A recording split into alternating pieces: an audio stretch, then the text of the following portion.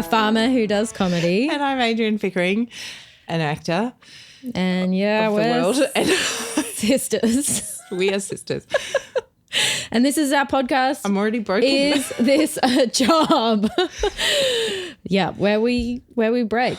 Where we break down We break publicly. We're broken. And then someone has to put us back together. Yeah. No, Yeah. that's not what we're doing.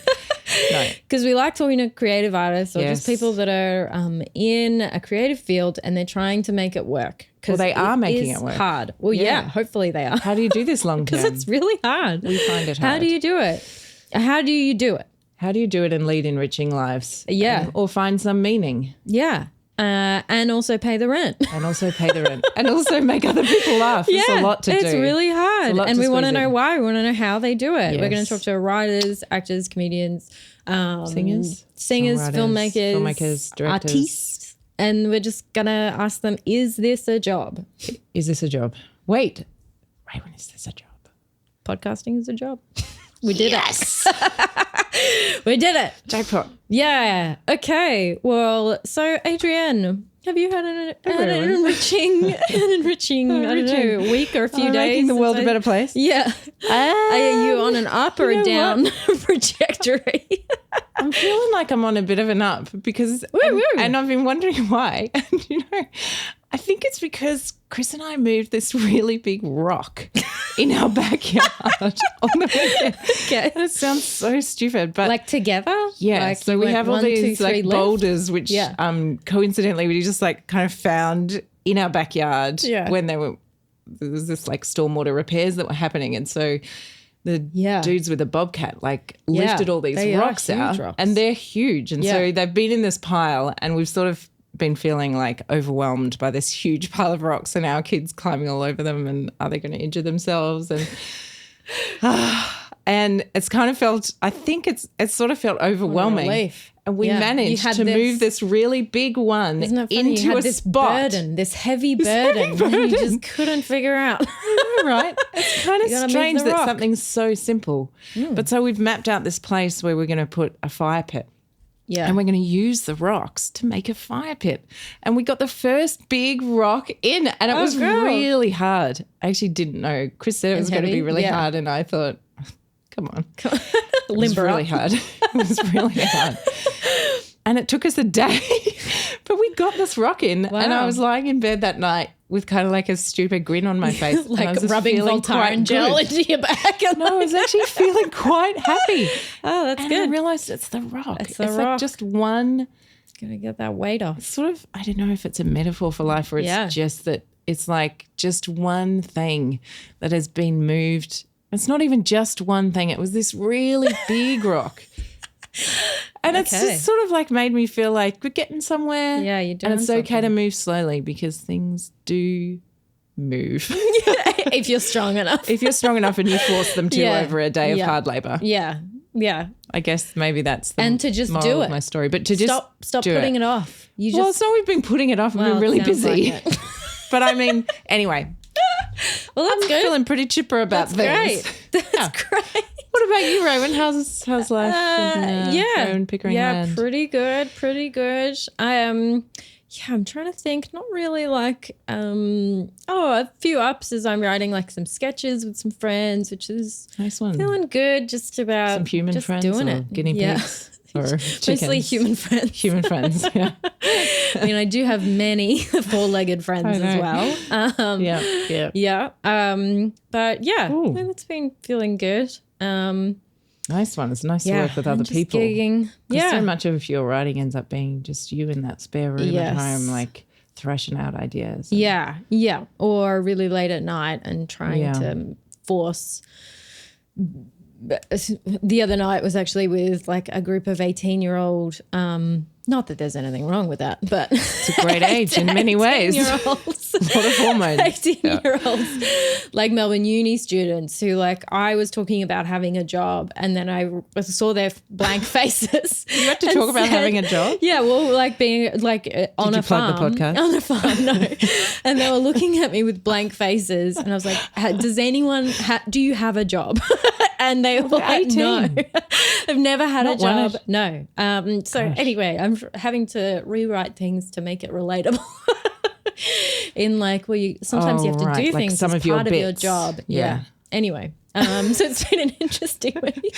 Know your audience is the moral of that story. Yeah.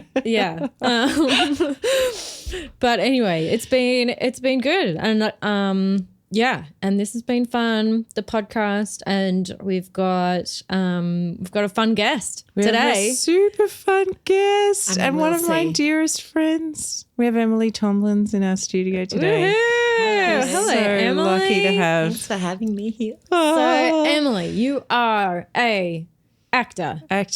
Started off as an actor and then now created an empire. Whoa. In the independent theatre. Well, Succession created style, an independent theatre. Yeah, absolutely. Independent theatre Wow. company. It's cutthroat. Cutthroat business. That's so But you on a also few do some heads. directing. You step on heads. You do some directing. Wow. You also mentor some people. You also Wow. teach, right? Whoa. So the first thing that we've been asking you guests is with this myriad of jobs, how do you actually what do you put on the drop down menu when you're filling out government forms? What is your occupation? What do you have to settle for as like, I guess I'm this, but Well, yeah, that's an interesting question, because if I get to write it, then these days I would say theatremaker, Yeah. and that kind of covers most of the things. Interesting. If I'm traveling and I'm going through like border patrol, and I'm when you Yeah. have to Is that what it's called? explain Is it some kind of Theatremaker is illegal in some well, countries. that's right. So you I've got definitely a- would traveling put with that some down. odd props got to of like a change samurai for my- sword. yeah, that's like I right. swear this is for the theatre. well, yeah, I have a funny story about that. But, Oh really? but well, a few years ago, I do a show with a company that I work with a lot, which is an amazing a company that makes theatre for young audiences. Polyglot, right. I'm so glad you introduced them because I great. failed to in my introduction. Right, yes. And I'm associate director there at the moment. But I've been an artist with them for like 16 years, and I do a lot of performing. Oh, wow. And one of our shows is called Ants. And we're coming back from somewhere, and the boxes said ants, but they're like giant boxes, like they're human sized kind of like costumes like suits. As ants, yeah. And They just said they ants. got taken into customs. Wow. Biosecurity. Yeah. Cannot bring in insects. No, absolutely. Well, imagine not. if It's like Barnaby Joyce had got hold of those. these no. days it's just costumes is just written on that box to save that. But yeah, it depends. Like if I'm traveling as a director or I'm traveling as an actor, then I'll write that on my thing. But if it's a pop down menu, then none of that, like, Yes. it's never there. It's really It's hard either to other, find. or it might be like Other. entertainment, which just like Yeah, that's really, true. for some reason, Yeah. that really feels like Yeah. fingernails on a blackboard to me. Really? Entertainment. It Yeah, often yeah. just says like entertainer, Yeah. Right, yeah. doesn't yeah, it? Or yeah. performer, or something. Yeah, No. I guess I would tick performer, Yeah. but it doesn't really What makes describe it. what do you think makes it nails down a blackboard? Oh, I don't know. It just feels like I'm doing jazz hands. Which is fine if that's what you want to be doing. but it's just not accurate that's not to right. to you. Not usually, Yeah. no. You don't do a lot of jazz hands. Have you seen me do jazz hands? Well, you gesticulate quite well. I do. You've got good hands. Thank you very wow. much. Yeah, So I have very but large Maybe you Probably hands. can. Well, you- I mean, maybe you it's can do a jazz hands. untapped It's a potential new- that I have. It's like true. Yeah, but yeah, I hate. Yeah, all I of mean, that stuff is- we talk about it all the time. Like, I particularly hate. You do seem okay with it, but like calling yourself an artist, I don't know, You there's seem something- okay with it. You seem okay with it. Well, being an artist, don't you? Well, I don't say I'm Didn't an you have this- artist. Oh. I say I'm an actor. Oh, okay. I mean, aren't I? Aren't you an Of course artist? you are. What are you talking about? The way you said, like, you seem like you're okay with it. Sorry, I didn't I feel mean like to I be am. so. I thought we had this conversation. Maybe I thought I'm we had this misremembering. understanding. Okay. It's an interesting thing though, like Yeah. when you There's start some kind of, like, talking pretentiousness about yourself about in that it. way. Well, yes. Well, yeah. Yeah, like just kind of remembering because you and I went to acting school together, and kind of graduating and then going, when can I call myself an actor or an artist or whatever I am? You know, like, is it through the act of doing it? Is it through the act of getting paid for it? Yes. Do I say, is it a member of a union? I'm a professional actor. Or I just do acting. So that's why I say like I do comedy, because it's been it's easier. Been a bit of a talking point. But it's like it's hard. Like, how do you like at what point do you class yourself as this profession if you're actually you're earning like very minimal, like it's considered a hobby. Yeah. Someone once introduced themselves to me as a professional actor. And I remember kind of going like, actually, that sounds really weird. I had to sort of stifle a bit of like, because I was sort of like, I didn't know what it was in me. Themselves but it was the rest of the amateur. Yeah. Well, I think it was maybe someone had said to them, "You're an amateur actor," or forever they themselves had felt like an amateur actor, and I think they'd crossed the threshold.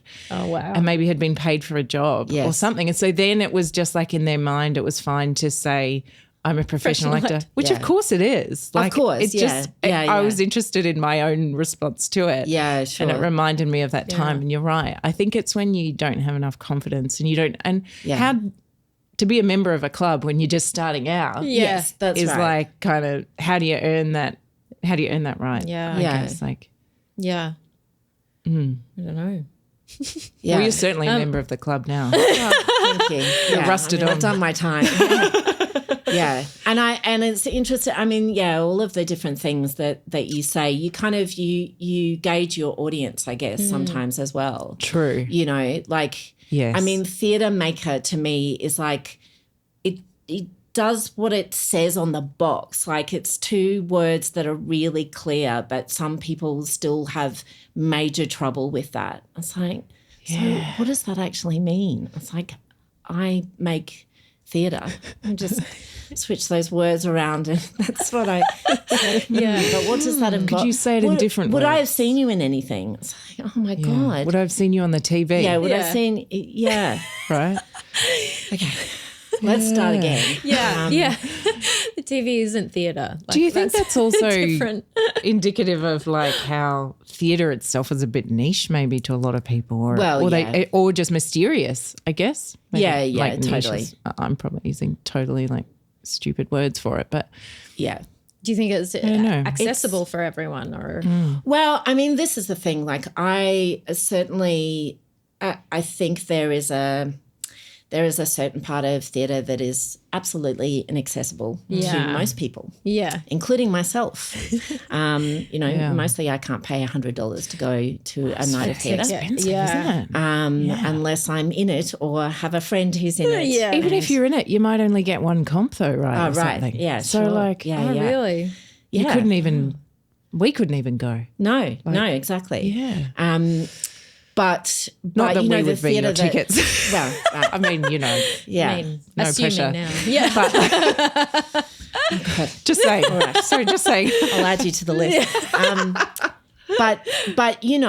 But in terms of the work that I'm doing with Polyglot, for example, our whole thing is about accessible art for children and their families, and hopefully making a new generation of people who love live experiences. And so, that's a different thing. Yeah. I kind of hope for the future that it is more accessible because, I'm very passionate about it. Well, something I was just going to ask about is often when I talk about what you're doing, I ask about what you're doing, and you talk about some of the shows. It seems like the idea of theatre has actually changed, and and the space of a theatre, and that this idea of theatre, of making theatre or telling a story ultimately, can happen in all different places, and it's not this formal idea of, we've all got to go and sit down in a chair and,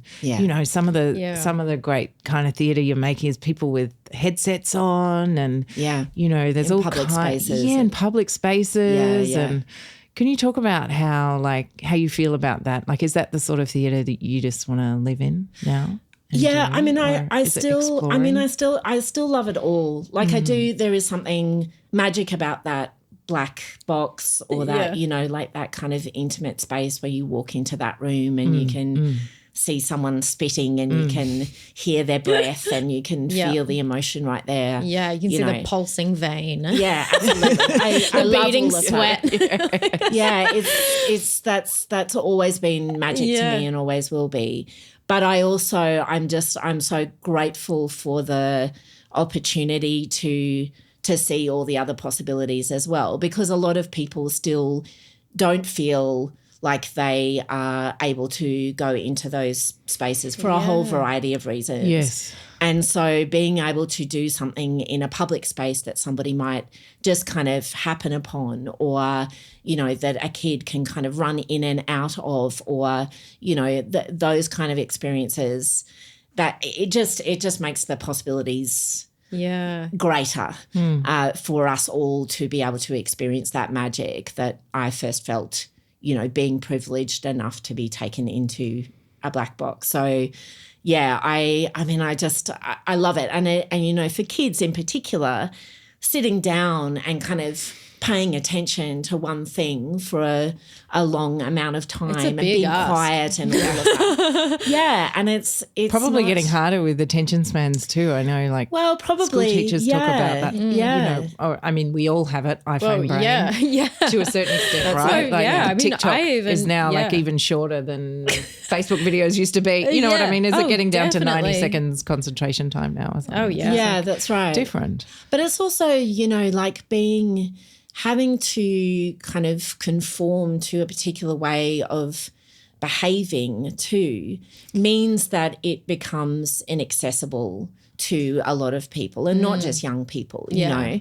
I mean, we do have, in theatre we do now have relaxed performances and stuff like that, but we've still got a long way to go in terms of accessibility. And so having something that's, in a public space that has all these different ways of actually coming into the experience. So it's not just one kind of access point or one way in. So the kids who, particularly because we are working with kids in this context, there are some who will just rush at an experience and be, all in there right from the beginning. And there are other kids who will spend most of the experience watching from outside and slowly moving towards the thing.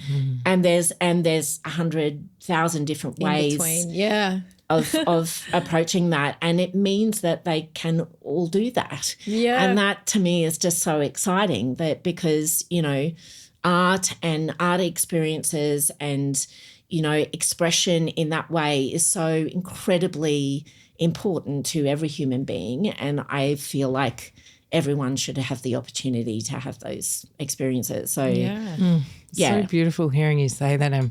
Rosie and I were just talking about just before how kind of privileged we were in a way. Like our parents weren't overtly, I guess, artistic. They didn't really have artistic professions, actually school teachers and, parents. But just an appreciation. But we feel like we were, given such a strong sense of being able to express ourselves and perform and be creative. And, I learned all this stuff about making with my hands from my mum, and but such freedom and acceptance of performance. Like we put on shows all the time, and we're always allowed to just be and really express who we are, and that there wasn't a right or wrong. Yeah, we weren't allowed to swear, but same.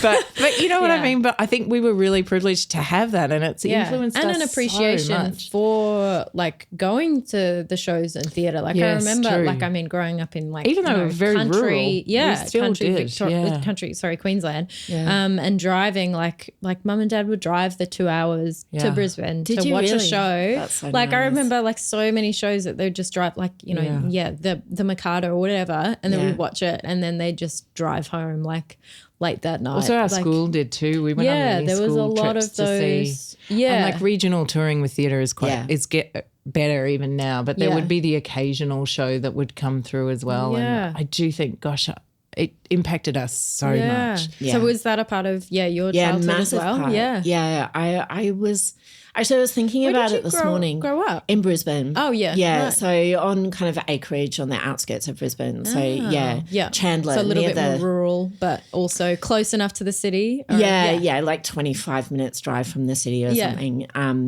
Like the local bus still only stopped like 7 minutes drive from my home, so Mum would have to come and pick me up from the local bus. But I was just thinking about it this morning actually, because I mean my mum is a visual artist. I mean, she never did it as a profession, but she is a visual artist. Yeah. She is an incredible painter and drawer, lots of different mediums actually. But but neither of my parents, and my dad was kind of very business minded. They met actually doing ag science at University of Queensland, so both in a kind of a science field. Yeah. But my dad has always been very kind of, you need a like something to fall back on. You need to be financially secure, whereas my mum and I mean, my dad is incredibly supportive and very proud of what I do, but it just took a little bit longer to come around, which is fair enough. That it's like, is this going to, of course, be enough? Like, what if it doesn't work? How will they support themselves? How all those fair thoughts. Whereas my mum, I mean, I'm my mum's daughter, like in so many ways, and the creativity. I mean, she just always understood it. She always fostered that. I was thinking this morning, she would. I did extracurricular drama class, which was probably about 20 minutes drive from our home. And she would come and pick me up from there and then take me to a Stedford's. And she would bring like food. She'd bring a full dinner that she'd made. And I'm not sure what else there was, for you. But I remember the baked potatoes wrapped in foil. And we would go and we would sit by the bay in like Wynnum or Manly in Queensland, and I would eat my dinner and then she'd take me to the Estedford. Wow. And so she just always was always like always there doing that stuff. And then but both my parents have always loved theatre, and so we were very lucky. Like they would take us to theatre. And when I was a bit older, when I was a teenager, and the rest of because all my the youngest of four, and so all my siblings had left home by this stage. As my kind of birthday and Christmas present, because my birthday and Christmas are really close together, they would buy me a subscription to Queensland Theatre Company and buy themselves one, and we go as a threesome. So we'd see I don't know, like 10 shows together through the year. So it was always a date to kind of go with my parents, and that happened for years. Like even after I left home, we'd still do that. When I was still living in Brisbane. So I mean, it's a huge privilege, and they. That's not cheap. And but also they saw that within you, I guess. And so it's to be seen, isn't it? For like to be seen and heard for what your interest and what your passion is from such an early age. That, like we're into it. Like we will go on this journey with you as well. Like to be like legitimate. I want to go see this with you, to spend time with you. Like that's pretty amazing. Yeah. Wow. Yeah. And occasionally my dad would fall asleep during one of us would have to elbow him. When it got too loud. He starts snoring. But he loves it. He'd just fall asleep in a dark room, that's all. He's a very busy man. Yeah, exactly. Dads are tired. Yeah. It's hard work. Yeah. But I feel so it was no incredibly grateful then either that you went to like uni. Was that always like your kind of idea of just like, I'll go to UQ or like and do it? Exactly. Or like, was there a point where you were like, nah, this is absolutely my career? Or was it sort of just like gradual, like this is what I'm interested in, this is what I'm interested in? Or it's funny. Moment? I don't I remember being like a little kid, like maybe 7 or 8, and people saying what they wanted to be when they grew up. And I remember saying I wanted to be a marine biologist, and I had no idea what it meant. I obviously heard it from Was it one of your sisters maybe or something? No idea, but it sounded impressive. Yeah. And so I said I wanted to be that, but I never wanted to be a marine biologist. I think strangely most Queensland kids, for some reason, I wanted to be a marine biologist too. Me too. But I held on to the dream for quite a long time. Yeah. Well, yeah. I mean, I love looking in rock pools, but it wasn't what I wanted to do. I always wanted to do this. I don't ever remember a time when I didn't feel like this was who I was. Yeah. And it wasn't about, am I going to make it work, or maybe I want to be an actor one day, or maybe I want to make theatre one day. It just, I don't think I even really thought about it. Yeah. It was just like, what path do I take? And when I graduated from high school, I was really little. Like, my birthday is in December, and so I was 16 when I finished grade 12. Oh, wow. So my whole first year of uni, I was 17.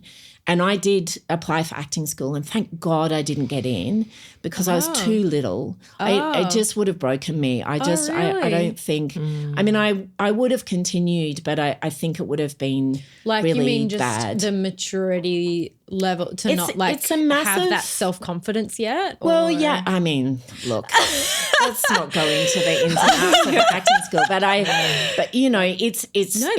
really tough. Interested in it. It's really tough. And it's also, it's massive days, and it's a lot of discipline. And I don't think I would have gotten the things that I needed to get out of it. And I think so. I was devastated. I remember getting the letter, and I was so devastated. Yeah. I didn't at get the it rejection either. Yeah, I had the same letter of rejection. And So I went to the University of Queensland, and I did an arts degree, which was perfect because it was like 12 contact hours a week. I did student theatre. I learnt how to rig a light and stage manage a thing and appreciate the back and the front of the stage. I mean, and all skills of the that have obviously lasted your whole career now as well. Yeah. So you sort of fell in, it was the backup. It was the backup plan, actually, but it was the total right path, actually, exactly for the what right you path. needed. Yeah. And then I did honours in drama. My dad really wanted me to do a dep ed for something to fall back on, and I just went and did. Did honours. you do that?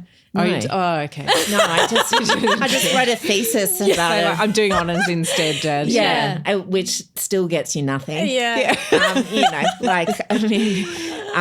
And then I had another few years off where I did a bunch of theatre, and it was a really formative time, lots of fringe and student theatre, and it was just brilliant. And I met some really, really awesome people that are still in my life. And then I applied for acting school again, and they said, the first time round they said you don't have enough experience, and the second time round they were like, to be honest with you, you probably got too much experience. And I was like, what do you people want? Trying to offer you a teaching job. Actually, Emily, would you come and run the course? If only. No, I just, but at that stage I was 24, and I knew exactly what I wanted out of the course, which I think was really positive. Yeah.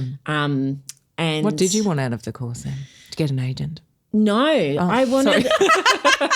Actually, no. I got into trouble for not contacting the agents. Oh, yeah, I do. Showcase. Yeah, I do, because it's almost like, that's the one thing you're supposed to do, Emily. No, I didn't. It's like call all the agents, because after you do the showcase at the end. Okay. So, you go through the 3 years, and then you do this big performance at the end, and they invite all the agents, and and then they oh, wow. you're supposed to call the agents and see if they all those want to years represent you. I'm sure it's probably different now. It must must be all different No, now. it really is not. Oh, that's horrible. It really is not. I So just witnessed horrifying. one last year, and it was really poor little things. It's quite a stressful time. It's a terribly stressful It time. sounds like it. If you know, like for those, what was it, 4 year 3 years. course? Yeah.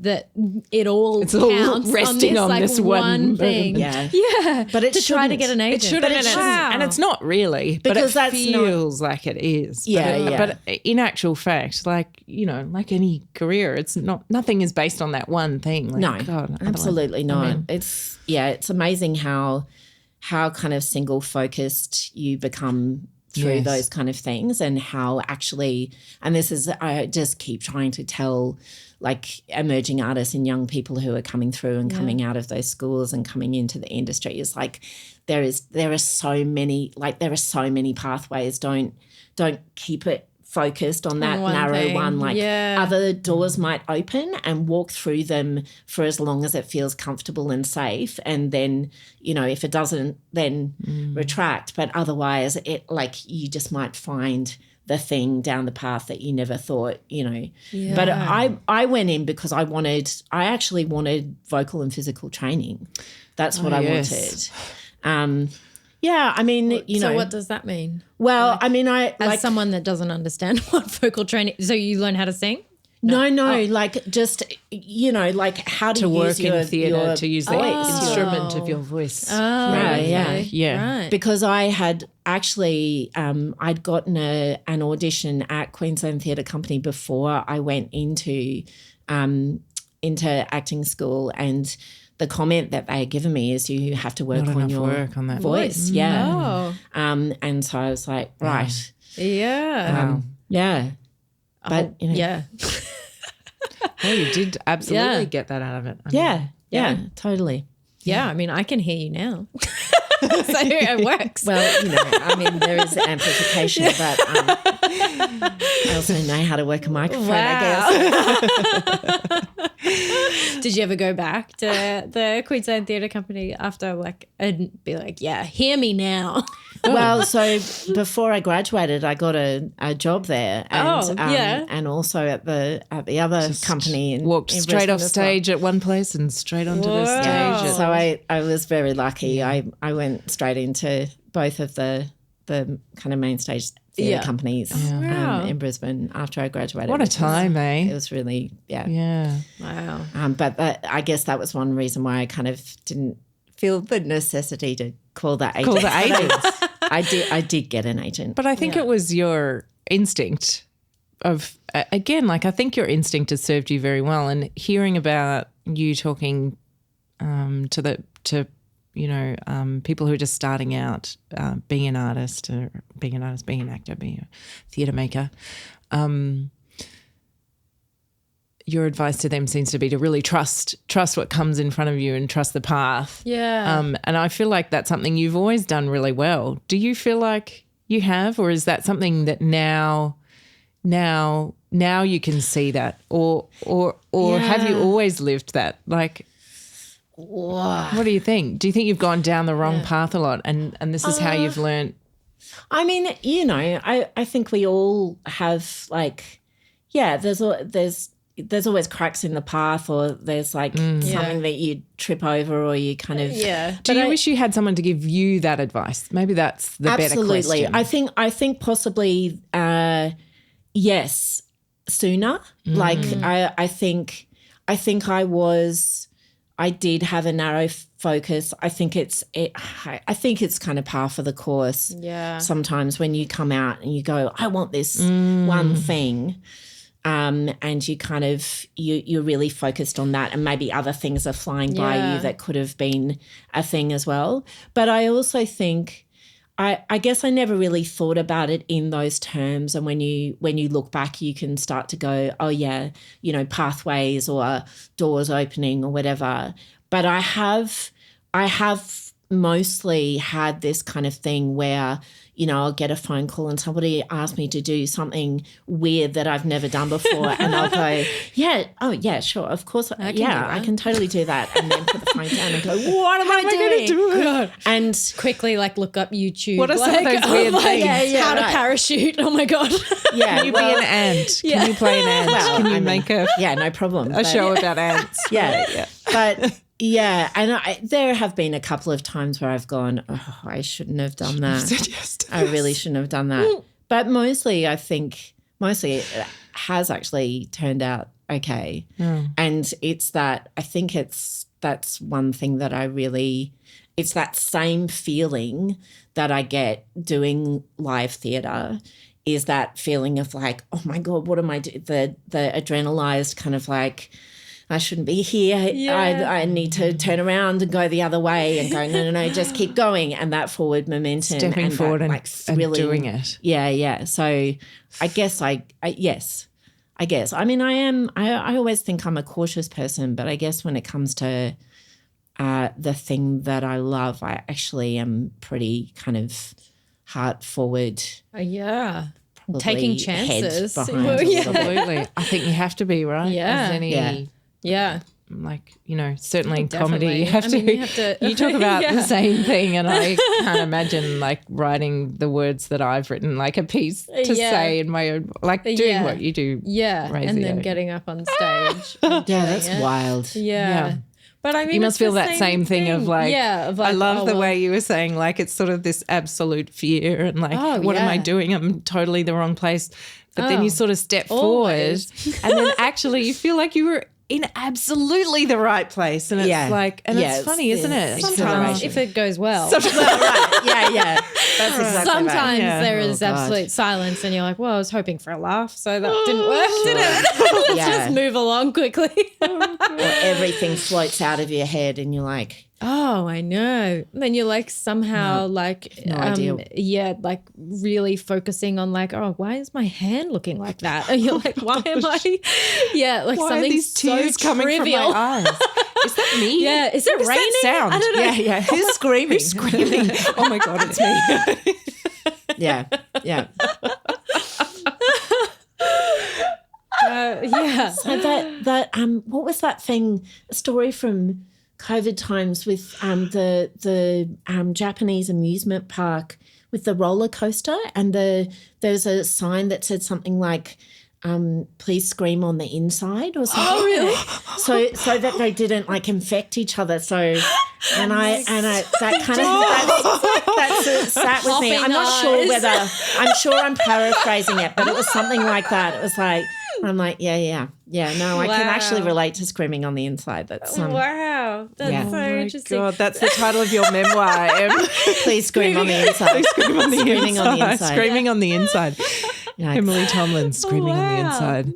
Oh my God. It seems like, so you've just, like your trajectory was kind of like, I mean, maybe you're glossing over the really hard parts, but it's like, oh, it seems like, well, you graduated and then you were like, okay, I've got, so you just got paid theatre work in these companies, or did you ever have to be like, I need to do something else? Because I'm glossing over it. Well, has it ever survive. been a big sacrifice And I to need follow to that do path, something. or in terms of like financial constantly. hurdles and worry I mean, it and sounds stress? like- Does that bother you, or has it? Not anymore. It used to be really stressful. I think Like 10 years of stress?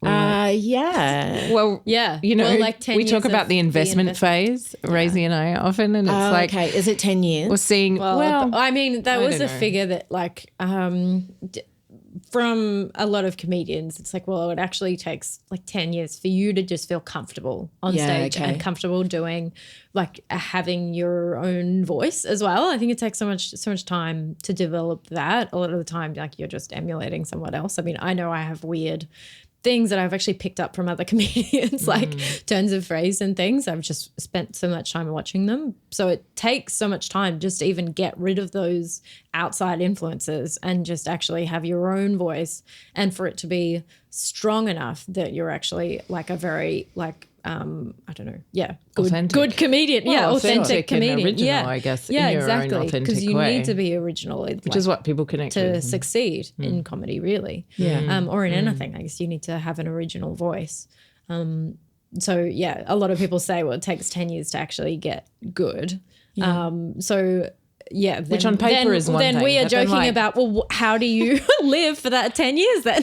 It's a lot of time. It's a lot of paying your bills you've got to do and stamina as well, like creative stamina, because obviously there's a lot of roadblocks in that time. There's not a lot of yeses. There's probably more no's than yeses and a lot of like resilience you need to build that. Definitely. And it's so interesting. You were even saying before how you're like, well, you shouldn't necessarily say no to anything. If something opens that isn't quite what you're after, you should still explore that, which I really look at as well as being like, it can be so fulfilling just to have this other avenue of your life. Like I like work on a farm and it's so different from comedy, but I love it, and I think it actually helps my mental health a lot as well. And I know, talking to a lot of comedians, like, you know, mental health can be a bit of a touchy thing because they're like so invested in this and they just want to be a stand-up comedian, and so they don't do any other work or any other like meaningful work, because the idea of another meaningful work would be like feels like you're failing or something. Yeah, that like you're giving up on this or like you're not a professional actor, so to speak. Exactly. You know? You can't be a professional actor and be a doctor. And I don't know. Eggs from chickens. Yeah. Yeah.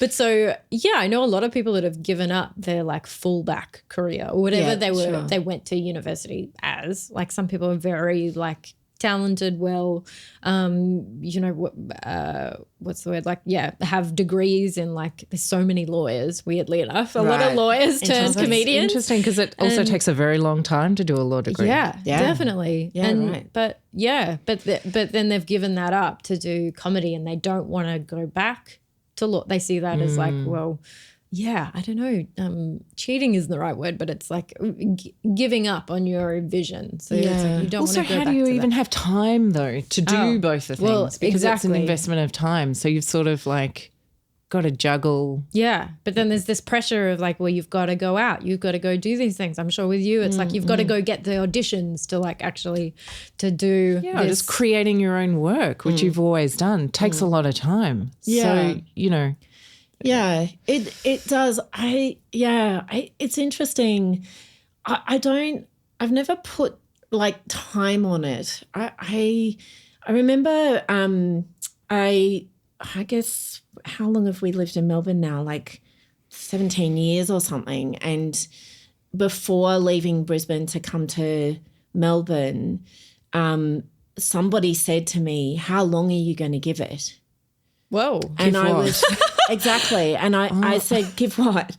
And they were like, how long are you going to give it before giving up? You failed and you come home again. What a question. And I was like, no, I'm going now. Yeah. I'm going now. Like that I'm leaving and I'm going and I'm going to make a new home in Melbourne. I'm gone.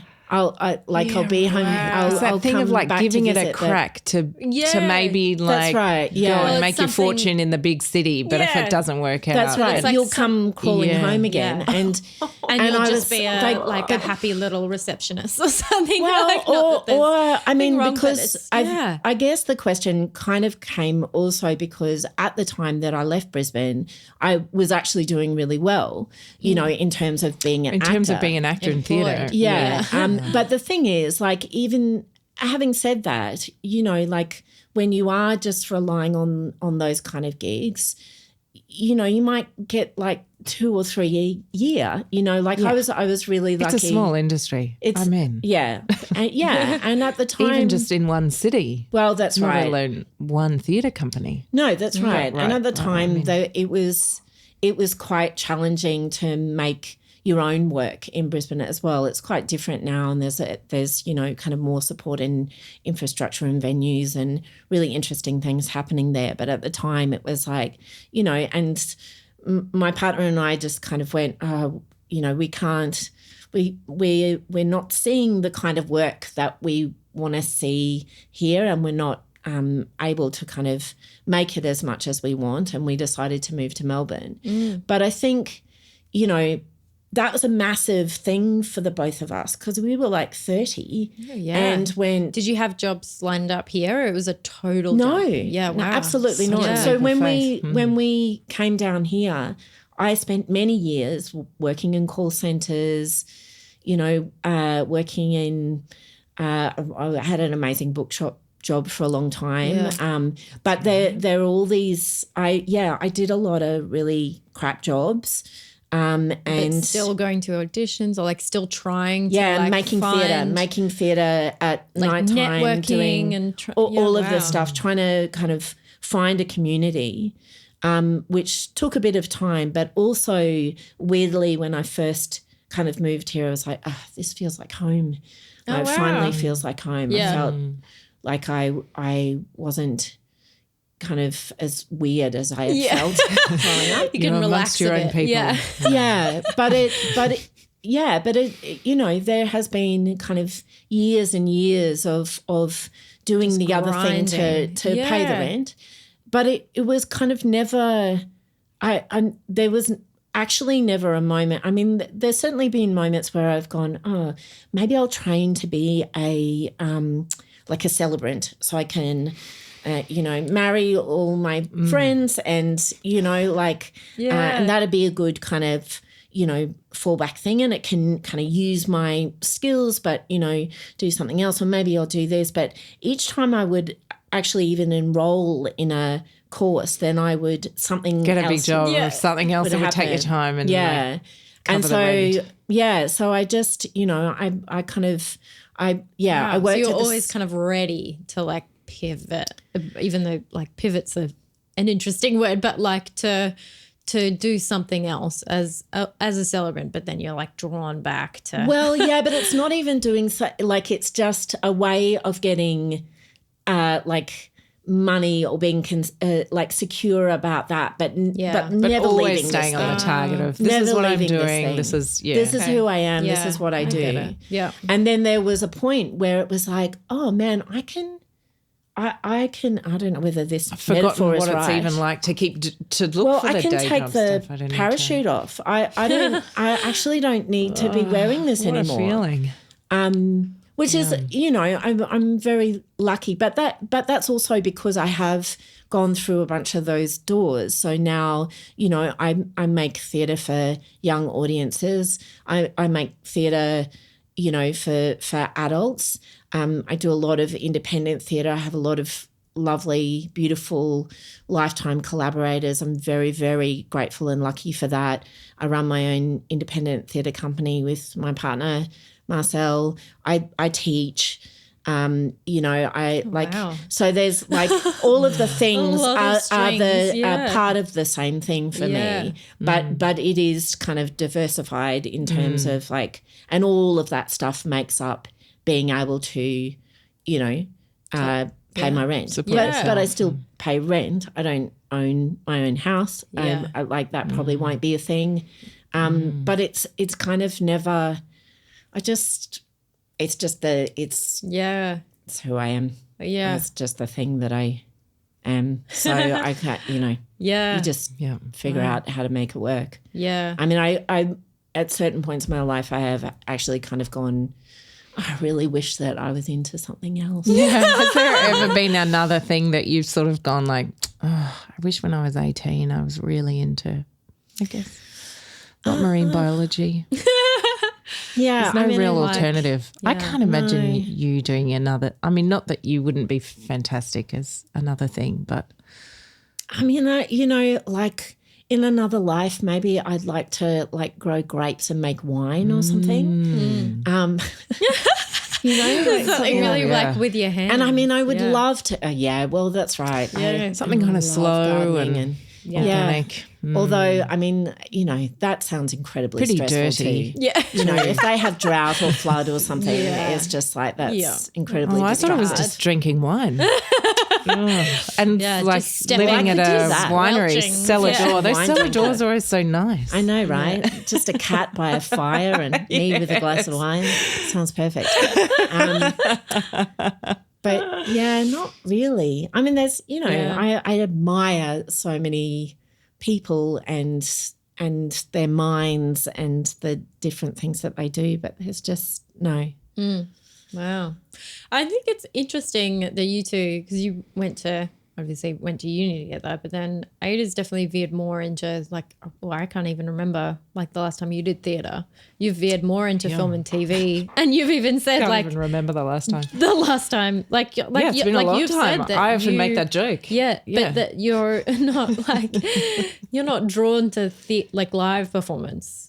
Well, I'm definitely not at this stage of my life, but actually that just happened accidentally. And when I started out, whereas when I went to uni, very much more like you're theatre driven instead of totally. Yeah. I think life has just taken me down a different direction, and I just walked through the different door. Actually, But even when we were at drama school together, I can remember thinking, "Yep, I'd love to just work as a professional theatre actor in Brisbane forever for the rest of my days." Oh, really? That is what I want to do. And I didn't. I got a job in TV in Sydney. Yeah, and before we graduated too. Before we graduated, that's right. And so I sort of had to make the split second kind of well, yeah. I mean,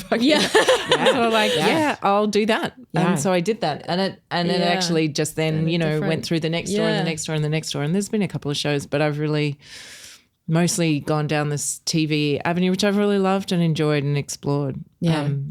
And now I think because of my small children lifestyle, I don't know, I don't feel attracted in the same way to theatre because of the performance schedule of it. But maybe more something that, I mean, you spend a lot of time away and a lot of time travelling too with Polyglot. Yeah. So it's just a very different, it's a very different job. Yeah, I think, it seems like it. Yeah. Totally different. But I certainly aspire to the satisfaction that you get out of it and the being able to create something. And I think I'm certainly there's certainly something in it. I think at some point in my future I'd love to do something. Yeah. You know what I mean? Something so empowering that you can make all the decisions as well. Oh, well, I mean, I don't know where. It depends on what you do. You decide when you go to the toilet. Absolutely. Wow. And if you've got a good boss. Listener, if you're in a room where people won't let you go to the toilet, get out of that room. It is not a safe room. And this is a big one for me. Actually true, right? Sometimes your kids do hold you hostage. That's true. Well, they just follow me into the toilet. Well, it's more just I can't go to the toilet alone. But that's okay. That's a different thing. They're my children, so it's quite all right. That's right.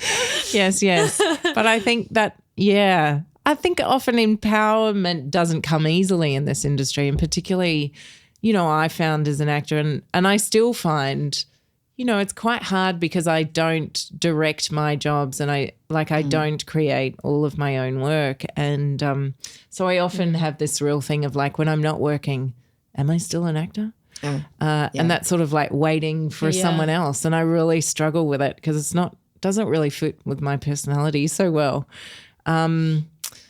But I've always been saved by a job and then I've gone into the next one, you know. So I guess I've not really been challenged enough to do it or something, but I feel really jealous because I think you have found a way to feel really empowered by your own make career. Your own work. Does it feel that way from the inside? Yeah. I mean, mostly I think, I've been in a bunch of situations which have felt the absolute opposite in my career. And I think now when you were younger or recently? When I was younger. You didn't feel the the power or the confidence to be able to go in a different direction or to be able to speak what you thought would be more creative, a better creative choice or whatever? Yeah, look, our industry is wide and varied, and there are certain cultures that a lot of us are trying to change or get rid of completely in terms of, a hierarchy, and so there have been rooms in which, my voice has not been important at all, and that's a terrible feeling, and that's not for me. That's not. That can't encourage any kind of creativity or, or foster new voices. No, exactly. Yeah. So are you meaning more about like the Melbourne scene or Australia in general? The culture of I'm talking about the culture in general, like theatre shows. Well, yeah, and any art in film, and I mean, I'm talking about power imbalance. Yeah. And so it's one of the things that I really love now about being a director is trying to change the culture of that space. So as I said before, like safety is incredibly important to me.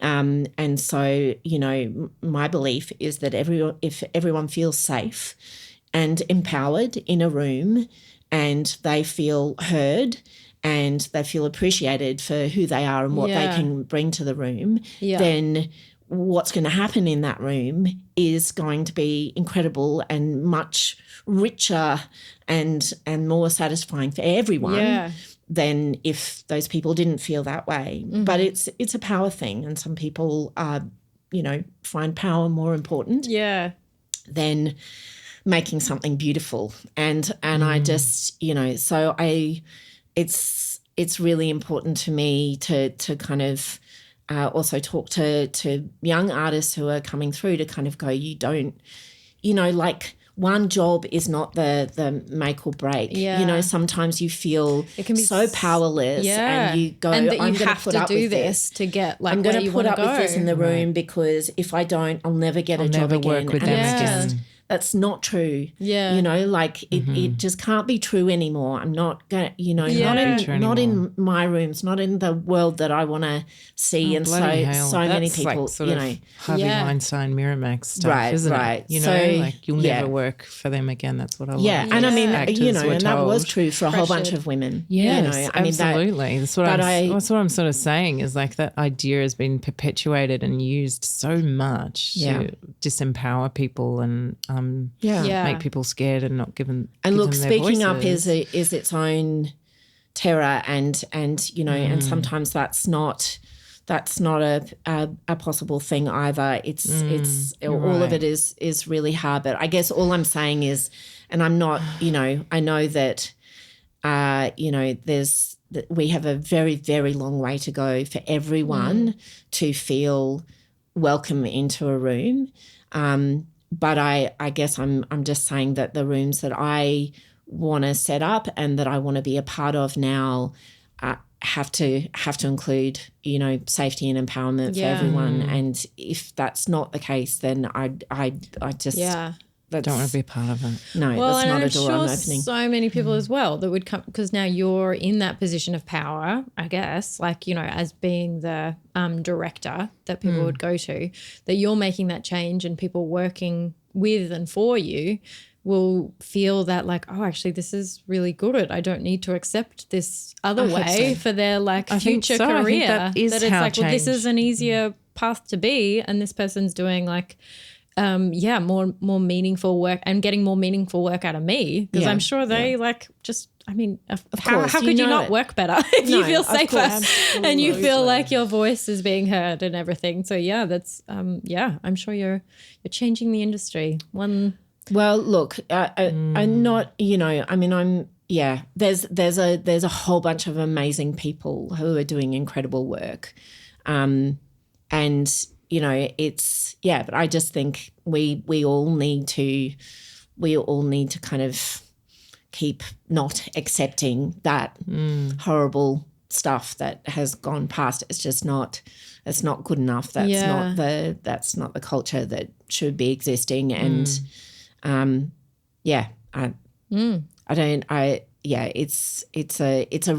a tough one. But I guess if there are, as you say, if there are, examples of a better thing, then maybe, definitely. Maybe and I think all help. those younger artists who are working with you and who do see the way that you operate, then, they know that it's okay. And I think, I feel good having you. Doing that stuff, because I think it's the way that change does happen, although it feels like you're probably banging your head against the wall sometimes. Yeah. Takes a while for it's sort of a generational change in a way, isn't it? Yeah, and it's so hard when you're coming out, because I mean this industry is just like, you know, like as we've been talking about, it's so hard, and there are so many people trying to do it. Yes, and so many people like telling you're not good enough. You know, I mean, it just happens again and again and again. Even the drunk person at the pub who tells you you're not good enough. Like, it happens. Like you're just putting out all these auditions, and it must feel so like it's a real hard thing to have to hear. Like just no. A lot of the time, you're just waiting for that yes. It's just like incredibly hard part of the industry. Yeah, like, so I just feel like confidence. That's why mistreatment can happen, because people want it so much that they're kind of willing to put up with terrible things in order to get it. And it just like breaks my heart, because it's happened to us, and it's happened to the people that we love, and we've observed it happening. And, you know, when I was younger, I would keep quiet about it too, because like all of it was scary. So I just really sort of, although I've got to say, Em, like I really feel so grateful that we were at uni together, because, you know, you, like you were talking about before, you had done some theatre, you were still doing independent sort of productions while we were studying, and I had come almost straight out of school, so I was a lot younger, and, you know, there was a lot of misogyny that was happening in those days at drama school. And I do feel like I remember sort of like looking to you and going like, is this right? Okay that they're saying this? And you sort of going like, no way. So okay. Even though like sometimes we didn't vocalize it, I think like I knew that you were there. We held each other through a lot. We held each other through a lot, and it does make a difference actually, that sort of solidarity. And I just hope that, the tide is turning ultimately. Yeah, me too. It feels like I often, we were sort of talking about this a little bit before, but like as artists you care so much about what you're doing, and in order to be really original or to create something, you do have to connect authentically to yourself and how do you do it when you're having a really hard time personally? How do you keep going? Because we all have it. We're all human, and we all go through really sad time, just different times in our life. Yeah.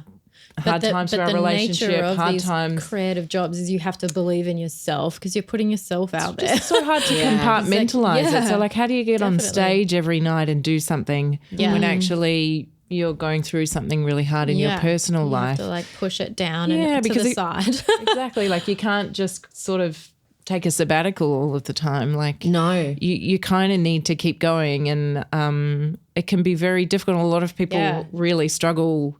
A lot of my friends, a lot of my colleagues have really struggled clock on and like do mindless, like, I don't know, like data entry. Like it's very like it must be hard to compartmentalize. And I know I struggle with it. And I wondered if you, it's an interesting question, because in a way, I think that the thing that I do actually, like more often than not, actually helps me get through those times. So sort of channeling. Yeah, I guess so. You're going through. Yeah, and just like, so not like putting the feelings aside, but like using them, not pushing it down. Really, that's interesting. I have never heard 5 of this. PM to explode. How fascinating! Yeah, that's so strange. Tell me how you do this, Adrienne. No. Is that the wrong answer? Oh, wow. It's just absolutely like not. That's admired that you're so in touch with yourself. Well, I mean, maybe I'm just kidding myself completely. But no, I guess, I mean, obviously there are times where, particularly in theatre, where you're doing a show and you have to kind of miss something or pull out of the show to, Yes. Yes, but in that is terms a of, big reality of the job. yeah, it is. Yeah, you kind of have to keep going, and that You miss has a lot of been friends' hard. weddings. You miss a lot of funerals. Yeah, I've missed funerals. I've missed weddings. I've missed. Yes. Yeah, just because you're a things. part of a show, a production that like you can't, You gotta keep don't going. want to let people down, or You can't call or in you sick can't. necessarily. Yeah, you can't I mean, get I them guess- to Oh, really? rearrange. Like Things there's have not that rearranged the flexibility at schedule. all. Look, things have changed a little bit since COVID. I feel like things are a little bit different now because there is, there kind of is this sense of like actually life is more important than a show. So, it really depends on what the project is. And certainly with like companies like Polyglot, they'll go above and beyond to just kind of Support help you you. be in whatever mode you need to be in.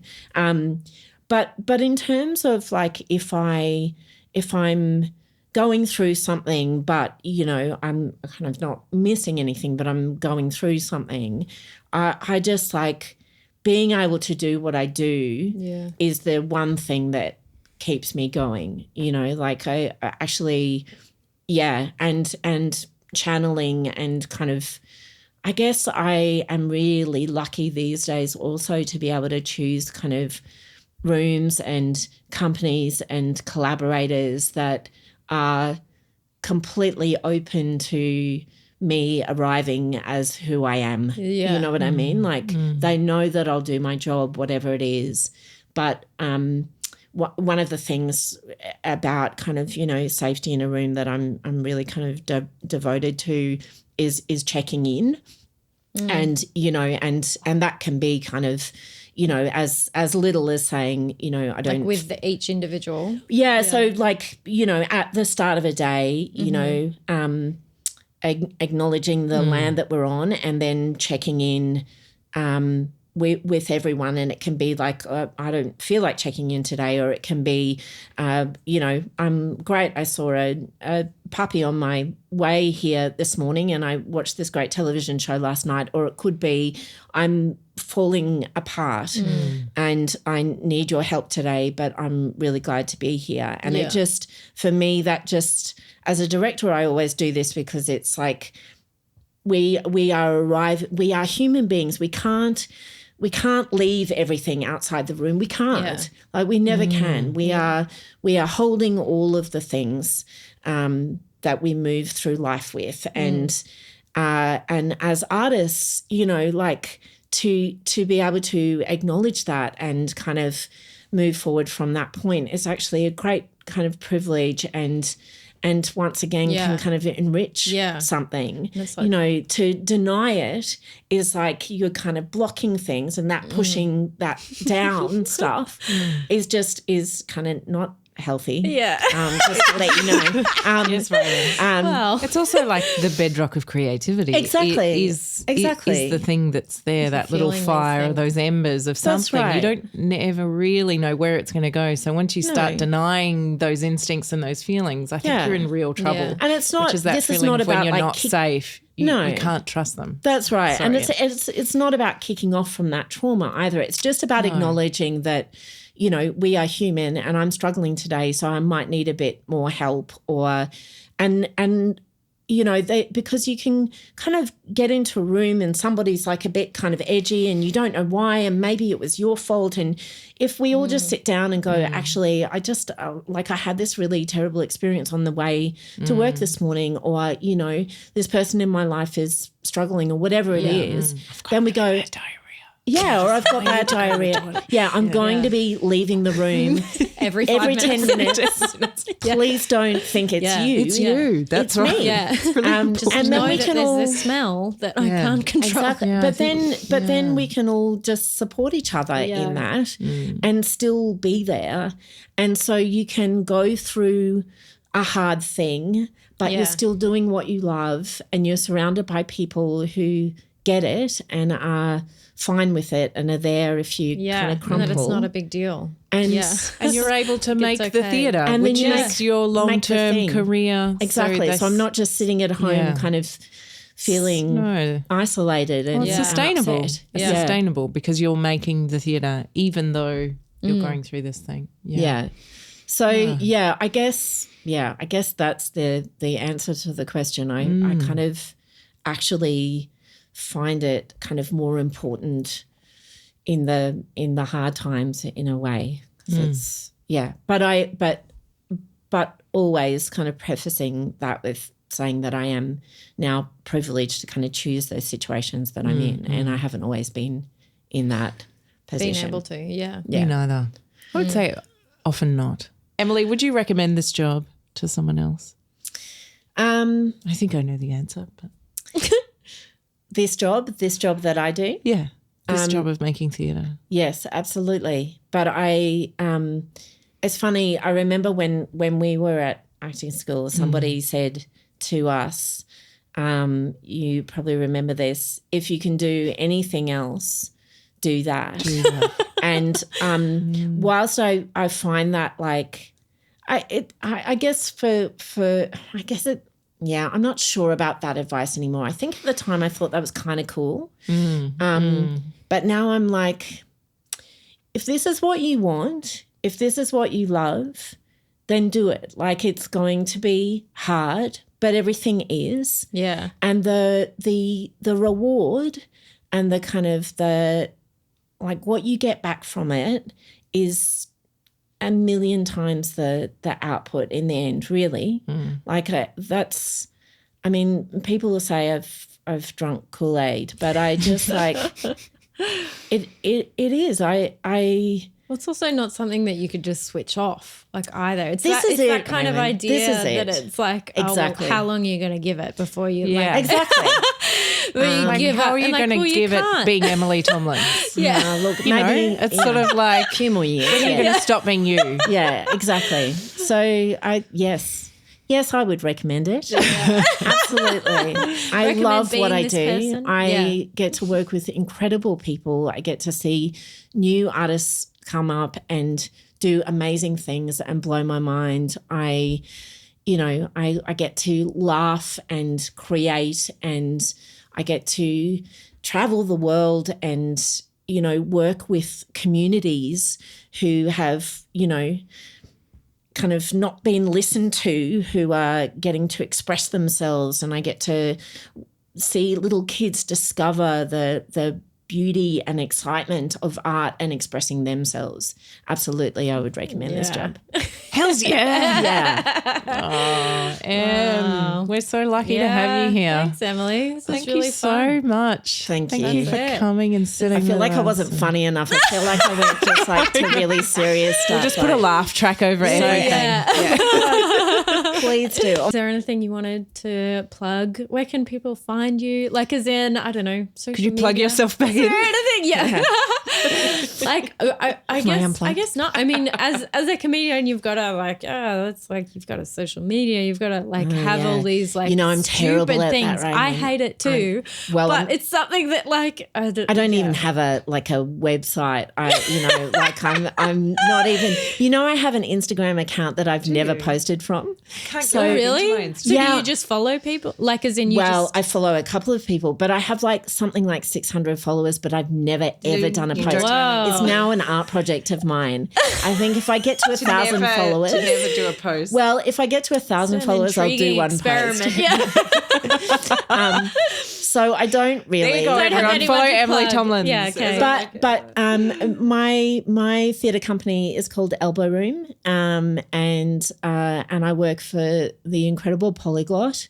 So if anyone listening has young people in their life, you can look up Polyglot. And we do a lot of local things, and then we also travel quite a bit. And then I don't know what else. That's and then I'm just around. That's it. Yeah, just like jogging around an oval somewhere. Well, I just did a half marathon. Did you know that? Wow. Yeah, I'm so proud of myself. Oh my Good on you. gosh. What is a half marathon? 21.1 Ks. Oh my gosh. Tomo. Yeah, 2 weeks ago. Are you feeling okay? Yeah. Good on you. I feel great. I got a medal and everything. Oh, really? Amazing. Thanks very much. Oh, we should have talked Are you going to do about another one? Yeah, Like, is that, are you, Yeah, I'm that it's quite a person thing, now. right? Yeah, I'm you that kind of get person now.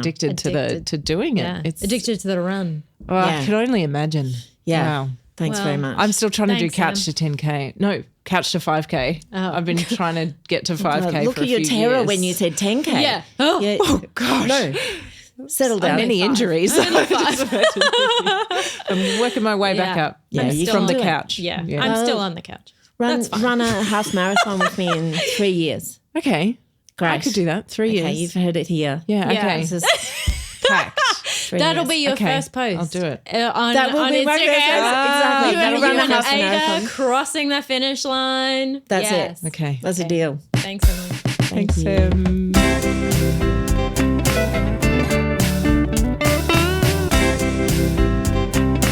Thank you for listening.